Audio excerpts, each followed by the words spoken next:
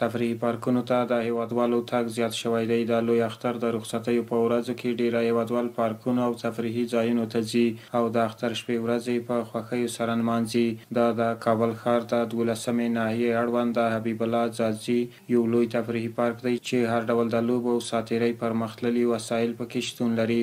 دغه پارک په یوه پراخه شنه سیمه کې جوړ شوی چې د ډیری هیوادوالو پاملرنه یې جلب کړې ده.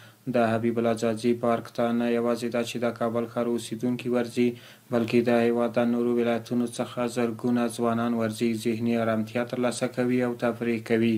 پارک تفریحي ځایونه سته دی، یعنې د هر نګاه نه پوره دی. نو داسې لکه د ماشومانو لپاره د ساتري ځایونه دغسې ښه چمنونه لري، ښه تفریحګاوې لري. نو موږ د همدې نه استفادې سره راغلو چې یو تفریح سي د اختر په ورځ کې. پارک څخه هم ډېر لذت وي، ډېره ښایسته منظره ده. موږ چکر ووهه او ډېر ښایسته پارک دی. 15 انډیوالان مې ځان سره راوستي او سبۍ نه راغلي وو، دلته هم دیګ وکړه او ډېر ښایسته پارک دی، ډېر خوشحاله دی. د حبیب الله ځاځي پارک د اکثریت شیان شته پکې، د خوشحالۍ له لکه کشتۍ شوله، د بوکس وهنه شوله، تمریناتي کلبس او داسې نور شیان، ډېر هوټلونه او هر شی پکې شته. دا ډېر ښه مثال پارک دی او هوا لري او دا پارک ته ډېر د لرې ځایونه خلک راځي د هوا دپاره.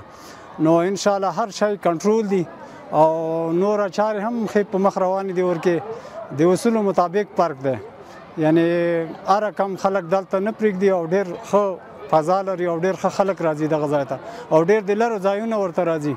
د حبیب الله ځاځي ډېر ښه پارک دی، ښکلی پارک دی.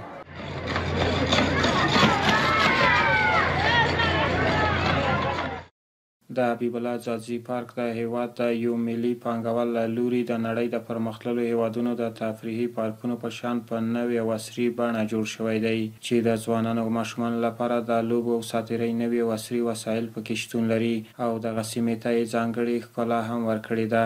همدارنګه یو ګڼ شمېر هیوادوالو ته یې د کاروبار زمینه هم برابره کړې ده.